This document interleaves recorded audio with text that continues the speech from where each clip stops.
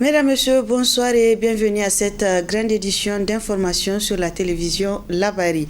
Les députés nationaux ont décidé de se conformer relativement à la plaque d'immatriculation de leur véhicule. Ils ont à cet effet pris la décision de faire les plaques ordinaires comme tous les citoyens. Comment les acteurs de la société civile ont appris cette annonce suivant leur réaction? C'est tout ce qu'on leur demandait longtemps en tant que représentants du peuple qui votent les lois et qui proposent au gouvernement un certain nombre de choses pour la bonne marche du pays. C'est tout à fait normal en votant les lois qu'elles se conforment aux lois aussi. Ce n'est un secret pour personne. Aujourd'hui, cette plaque d'immatriculation des députés est devenue presque un jeu sur l'ensemble du territoire national. Vous êtes député, vous mettez votre plaque, votre femme met, vous mettez à votre fille, vous mettez à votre garçon, ainsi de suite. Contrôle sur les axes routiers. Dès qu'on voit député numéro, tu passes. Or, ça peut être un danger sur le plan sécuritaire et ça peut être une injustice sur le plan social du côté des citoyens. La loi vous a autorisé à mettre une. Vous en tenez à ça. Maintenant qu'ils ont compris la nécessité pour eux d'être au devant du respect de la loi et de se conformer à ça, c'est une très bonne chose. Quitte maintenant au gouvernement de créer les conditions à travers la direction générale de la police, de faire le maximum d'eux-mêmes pour que les citoyens se conforment aussi à la loi. Et je pense que de telles pratiques, de telles manières de faire, feront comprendre aux citoyens qu'au même titre que lui, l'honorable député, le ministre et tout celui qui occupe des fonctions de l'État est soumis à la loi comme lui. C'est ça la citoyenneté, c'est ça qui peut faire en sorte que les citoyens apportent sa pierre à l'édification de la nation, comme on dit, et acceptent qu'il est citoyen au même titre que tous les autres, parce qu'ils voient que tout le monde respecte la loi, y compris les députés, les ministres et beaucoup ceux qui ont la responsabilité sur eux. C'est une très bonne chose en soi. Nous souhaitons que ces genres de choses soient comprises par un certain nombre de personnes qui ont une responsabilité. On peut se tromper, on peut mal se comporter dans un pays, mais le plus important c'est de corriger et de se rendre compte qu'il y a nécessité de corriger et on le fait une fois pour toutes. Tout d'abord, moi je pense que un député doit être un modèle. C'est un représentant élu de la nation. Donc il doit se conformer au texte. Il ne doit pas être comme un citoyen ordinaire. Puisque comprenez bien aujourd'hui quand vous partez dans les circulations, comment les citoyens ordinaires les dérangent. Parce que tout simplement, il n'est pas en règle. Et tout le monde doit se conformer. Et je pense que c'est un honneur pour les députés de se conformer. Puisque imaginez, les députés, en tant que député national, on te prend dans ce genre de situation, mais ce n'est pas honorable quand même. Ça s'appelle du dilatoire. C'est par rapport à leur augmentation de traitement qui a soulevé un tollé, ils ont trouvé cette parade pour nous divertir. La plaque, le problème est où? Initialement, la plaque spéciale, il faut dédouaner le véhicule. C'était au temps de Hamma et on ne peut pas t'octroyer la plaque si tu n'as pas dédouané. Hamma est parti, n'importe qui met un numéro de SACI, il met député national. Tu fais à ta copine, à ta femme, à ton enfant, à toi. Mais ils ne vont jamais changer. Ça là, ils racontent des histoires. C'est du dilatoire, ils nous divertissent. Les députés que tu vois, ils ne vont jamais se conformer à la loi. Maintenant, ils ont sorti ça. C'est leur arme magique pour nous divertir de leur intention d'augmenter leur indemnité. Sinon, en réalité, il n'y aura rien du tout. Ils ne vont pas changer. Ils ne veulent même pas dédouaner les véhicules. Tu les vois, ils ne veulent pas dédouaner le véhicule. Ils ne peuvent pas se conformer à la réglementation. Celui qui ne veut pas se conformer, il va faire quoi? Il raconte des histoires. Moi, je ne crois pas à ça. Et tout le monde, en réalité, il faut que les gens comprennent le contexte dans lequel ils ont sorti ça. C'est parce qu'ils veulent nous divertir par rapport à l'augmentation qu'ils veulent faire de leur traitement. Sinon, ça, là, ils n'ont pas besoin de faire propagande, juste on constate ça. Mais ce n'est pas là, c'est leur souci. Des gens qui mettent le numéro de châssis, ça veut dire qu'ils ne dédouanent pas. Ils ne veulent pas dédouaner, ils ne veulent pas se conformer à la réglementation. Ce n'est pas maintenant qu'ils le feront. L'Association internationale des diplômés de l'Université Senghor, EDUS et l'ONG Cerise ont organisé ce samedi 19 novembre 2022 au CELTO un atelier de renforcement des capacités des acteurs et de réseautage interdisciplinaire. Un atelier qui coïncide avec la COP 27 et le sommet des chefs d'État de l'OIF en Tunisie. Le compte rendu avec Hassan Saleh, Mustafa et Nasser Seydou. Regard croisé, le numérique, la santé, l'environnement et le développement, c'est sur cette thématique que les participants à cet atelier, qui sont des chercheurs et des étudiants, vont être édifiés davantage par des experts en la matière. Prenant la parole le premier à cette occasion, le président de l'Association internationale des diplômés de l'université Senghor, EDUS, a parlé de l'importance de cette session. La EDUS section du Niger, tout en créant un cadre de solidarité, d'échange et d'expérience, considère que le renforcement des capacités des ressources humaines est indispensable pour le développement des nations. Aussi, en organisant ce présent atelier en collaboration avec l'ONG Cerise, la EDUS s'est inspirée du thème du 18e sommet des chefs d'État de la francophonie qui se tient ce jour même, 19 novembre à Djerba en Tunisie, dont le thème est connectivité dans la diversité, le numérique, vecteur de développement et de solidarité de l'espace francophone. Ce thème relève toute l'importance du numérique dans nos pays et les principaux défis à relever en vue d'atteindre les objectifs de développement durable à l'horizon 2030. L'objectif principal de cet atelier est de sensibiliser et de renforcer les capacités des participants à l'utilisation numérique face aux enjeux en matière de santé, environnement et les différents aspects du développement. Cet atelier est organisé par le DUS en collaboration avec l'ONG Carrefour d'Empowerment et de réseautage interdisciplinaire pour des solutions écologiques Cerise. Son président revient sur la pertinence du thème. Le thème est sans équivoque d'une actualité assez préoccupante. Il s'agit du monde du numérique, la santé, le développement durable. De nos jours, le vieillissement de la population,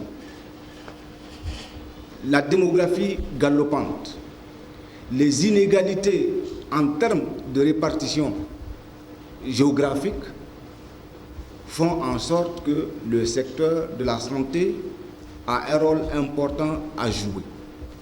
Il y a des défis multiformes à relever. C'est pourquoi l'e-santé, comme l'appellent certains spécialistes, a un rôle majeur à jouer. Cet atelier permettrait à différents participants et ceux qui nous suivent de loin d'être beaucoup plus outillés avec justement notre expert, Dr Bokoy, qui va procéder à une présentation pour expliquer de façon approfondie et soutenue les impacts que peuvent avoir ces différents concepts inscrits au niveau de la thématique de cet atelier. Cette initiative de l'EDUS et de Cerise est soutenue par le ministère nigérien de l'Environnement et de la lutte contre la désertification.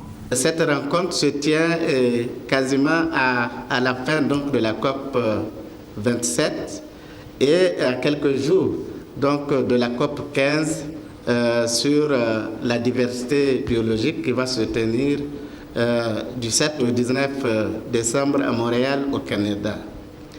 C'est pour dire simplement que le lien est très clair entre le numérique et l'environnement, entre le numérique et la santé. Je voudrais juste prendre quelques exemples. Les smartphones que nous utilisons, les téléphones que nous utilisons, nous émettons forcément donc des gaz à effet de serre.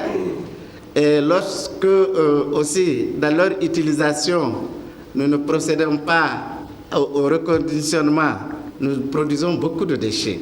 Cet atelier de renforcement des capacités des acteurs et de réseautage interdisciplinaire est un cadre d'échange fructueux pour les participants qui suivront plusieurs présentations. Mais nigérien très apprécié, le malkou est une source composée de têtes et pattes d'ovins, de caprins et de bovins.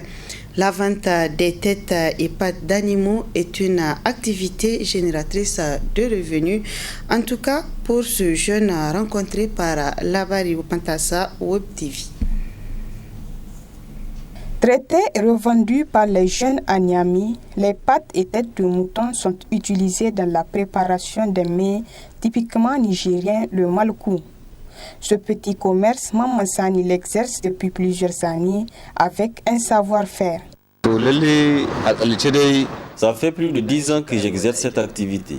Nous prenons les pâtes et têtes de mouton à l'abattoir de Niamey où nous les nettoyons pour ensuite venir les revendre. Il y a une grande différence entre le nettoyage par bois de chauffe et celui fait à la machine qui est impeccable. Nous prenons le complet de 3 000 francs pour le revendre à 5 000 francs et celui de 2 000 francs pour le revendre à 3 000 francs.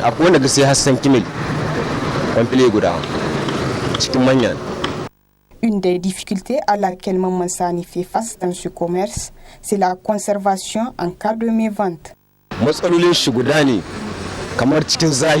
Le problème avec cette machine, c'est la conservation avec la chaleur.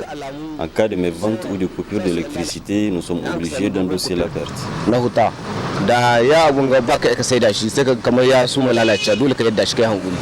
Très jeune, Maman Sani avait compris la nécessité de travailler, ce qui l'a d'ailleurs poussé à quitter son village pour rejoindre Niamey, où il gagne désormais sa vie. Grâce à cette activité, je gagne mon pain. J'ai quitté mon village pour venir faire ce commerce à Niamey. J'appelle les jeunes à aller travailler afin de lutter contre certaines pratiques qui ne les honorent pas. Ce reportage a été réalisé grâce à l'appui de IMS. Niamey accueille la première édition du Festival africain de l'art féminin.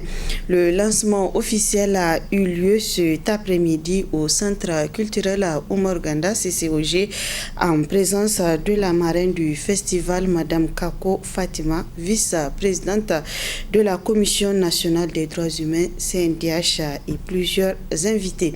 Le compte rendu avec Ibrahim Tekiri et Sadou Douni.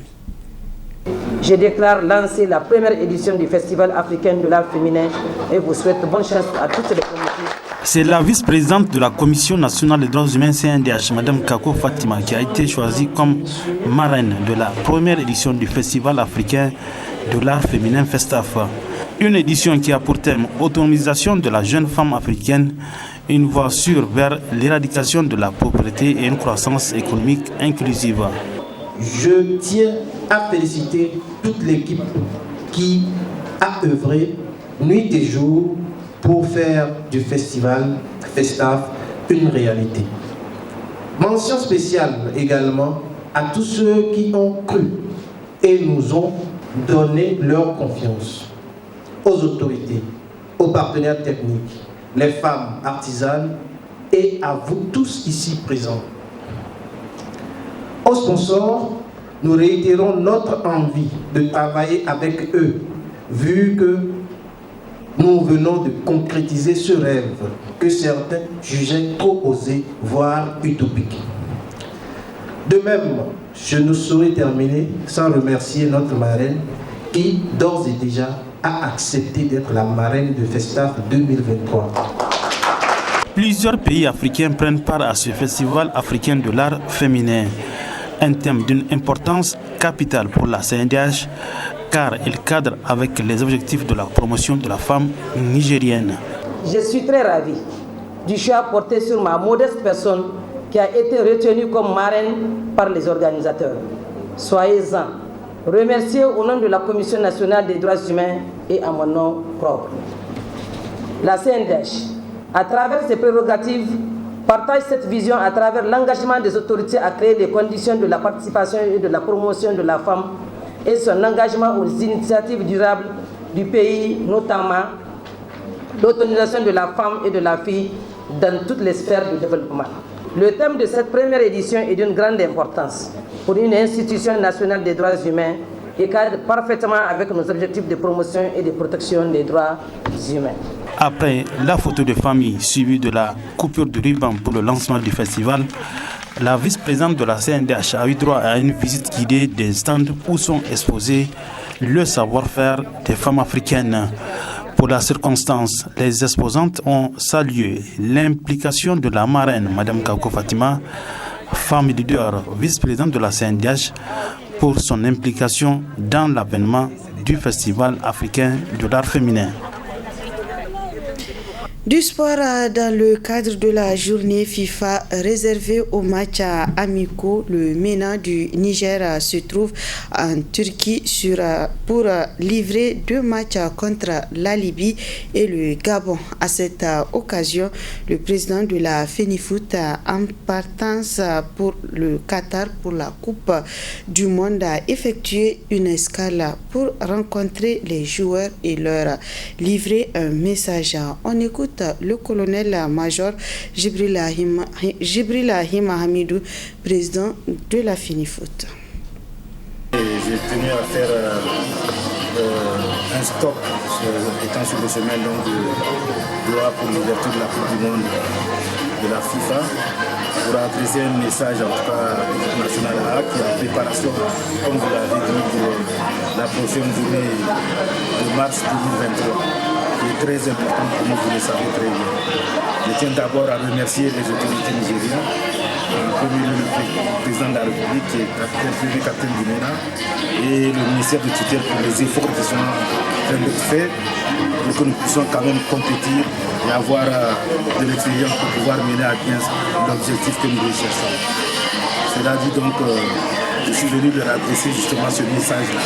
Ils sachent qu'on compte sur eux, on a un objectif qui est très important pour la participation à la CAN 2023 et les U23 aussi pour la CAN 2023 aussi en 2023. Voilà le message que j'ai tenu à venir leur adresser pour qu'ils comprennent l'importance de ces journées FIFA qui leur permettent non seulement d'avoir la bonne préparation, mais de jouer sur notre classement sur le plan FIFA. Parce que tous les pays à travers le monde, ils ont eu la chance de jouer, il faut qu'on en profite. Et on a constaté depuis un certain moment une nouvelle politique, surtout du côté de la présidence de la République, le président de la République qui entend redynamiser le sport, surtout le football. Et y a-t-il avancé par rapport à ce dossier? Bien sûr, il y a de très très grandes avancées. C'est pour ça que j'ai tenu à venir passer ce message-là aux joueurs, qu'ils comprennent qu'il y a de l'espoir. Parce qu'on a des autorités qui vraiment sont en train d'écouter et de s'investir pour pouvoir pousser le football. Parce que ça joue sur l'image d'un pays, ça joue sur la jeunesse. C'est important pour la cohésion sociale. Donc vraiment, on a les oreilles ouvertes, on a les bras ouverts des autorités. Il faut qu'on profite de l'occasion. C'est ce message que je suis venu passer. La qualification de la jeunesse, surtout de l'équipe Chan, à cette compétition a été aussi hautement saluée par le président de la République. Bien sûr, on a des succès, tout ça se lie justement. On a la qualification pour le Chan, c'est une grande chose pour nous aujourd'hui que tous les Nigériens saluent. On a le parcours des U23 qui est en train d'être salué. Et aujourd'hui, l'équipe A, qui est deuxième de la poule, qui, donc la journée de mars va être déterminée. Donc, et les autorités sont à l'écoute, suivent aussi. Il y a quelque chose à faire, il faut que tous les Nigériens le fassent. Il faut qu'on pousse ces équipes-là. Il faut qu'on soit autour de notre football pour 2023 parce qu'il y a une grande histoire à écrire en 2023. Bonne chance donc au MENA national, mesdames, messieurs. Ainsi donc se referme cette édition. Merci à vous de l'avoir suivi et restez en compagnie des programmes de la télévision Labari.